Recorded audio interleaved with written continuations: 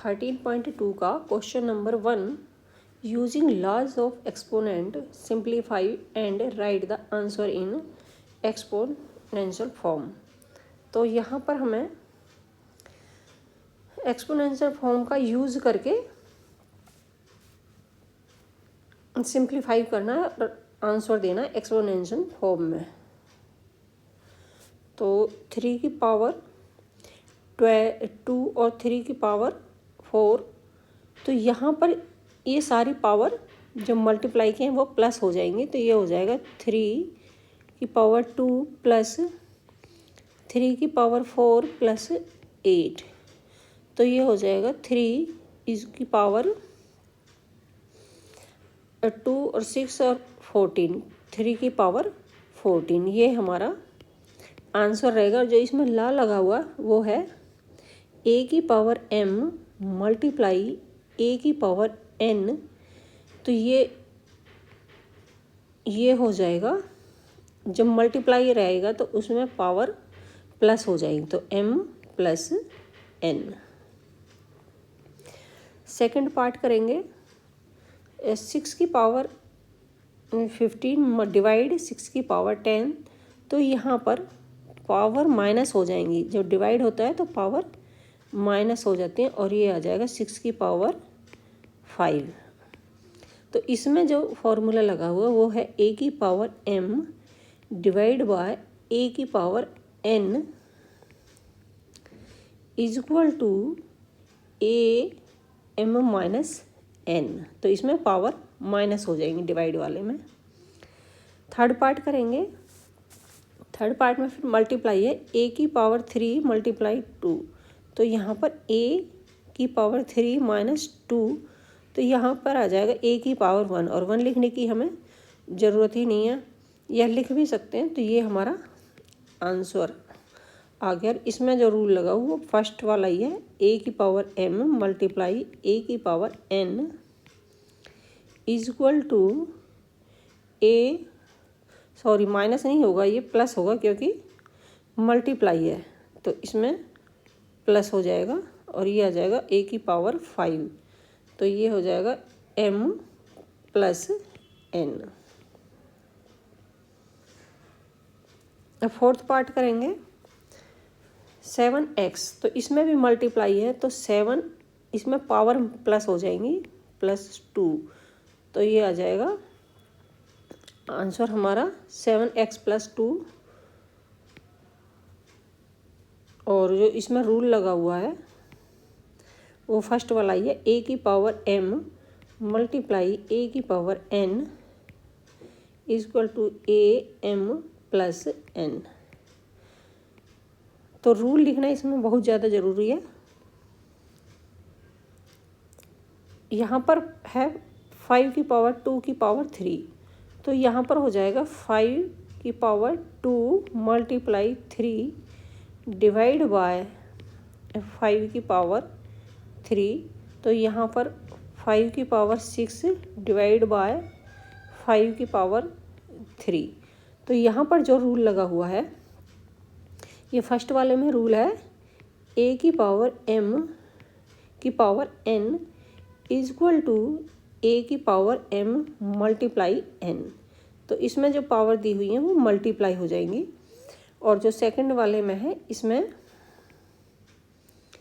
a की power m divide by a की power n is equal to a की power m minus n। तो ये हो जाएगा 5 की पावर 3। सिक्स्थ पार्ट करेंगे। 2 की पावर 5 मल्टीप्लाई 5 की पावर 5। तो यहाँ पर बेस अलग अलग है, पावर सेम है, तो इसमें करेंगे हम। इसमें हो जाएगा 2 5 ज़ा 10, बेस को हम मल्टीप्लाई कर लेंगे तो ये आ जाएगा 10, और 10 की पावर ये दोनों पावर प्लस हो जाएंगे 5 प्लस 5। ये पावर सेम रहेगी, दोनों के साथ एक ही पावर है तो पावर सेम रहेगी इस प्रकार। तो 10 की पावर 5। तो इसमें जो रूल है वो है a की पावर m मल्टीप्लाई b की power n is equal to A B की पावर m। ये दोनों मल्टीप्लाई हो गए और पावर दोनों के साथ लग गई, तो इसका मतलब भी a की पावर भी m है और b की पावर भी m है।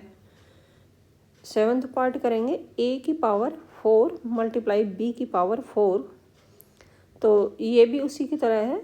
तो a b मल्टीप्लाई हो गए तो a b दोनों के साथ पावर लगे हुए, मल्टीप्लाई का निशान है, तो दोनों की पावर सेम आ जाएगी। और यहाँ पर जो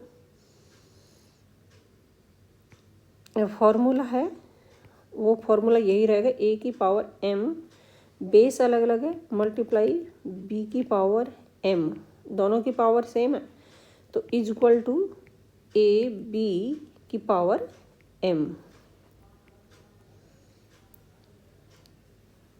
एट्थ पार्ट है 3 की पावर 4, तो इसमें पावर की पावर मल्टीप्लाई हो जाएगी, तो ये आ जाएगा 3 की पावर 12।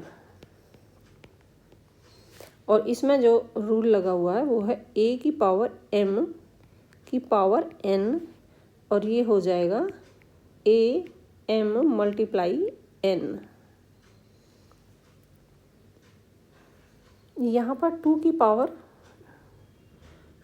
20 और डिवाइड बाय 2 की पावर 15, तो यहाँ पर पहले हम इसको सॉल्व कर लेंगे ब्रैकेट को, तो 2 की पावर 10, तो ये आ जाएगा 2 की पावर 5, तो ये हमने सॉल्व कर लिया। अब आगे लिखेंगे मल्टीप्लाई 2 की पावर 3, तो जो हमने यहाँ पर रूल लगाया है एक्सपोनेंशियल का वो है a की power m divide by a की power n is equal to a की पावर m माइनस n, और सेकंड में मल्टीप्लाई है तो ये आ जाएगा 5 प्लस 3, तो 2 की पावर 8। तो यहाँ पर जो रूल है वो फर्स्ट वाला रूल लगा हुआ है, तो a की पावर m मल्टीप्लाई a की power n is equal to a की power m plus n। 10th part 8 की पावर t, 8 की पावर 2t डिवाइड बाय 8 की पावर 2, तो यहाँ पर डिवाइड है तो मतलब पावर हमारी माइनस हो जाएंगी, तो ये आ जाएगा 8 t माइनस 2, तो पावर यहाँ पर माइनस हो गई, तो ये आ जाएगा जो इसमें रूल लगा हुआ है वो है a की पावर m डिवाइड बाय, इसमें डिवाइड हुआ है तो डिवाइड में पावर माइनस हो जाएंगे, तो ये आ जाएगा a की पावर m माइनस n। तो क्वेश्चन नंबर 1 कंप्लीट हुआ हमारा।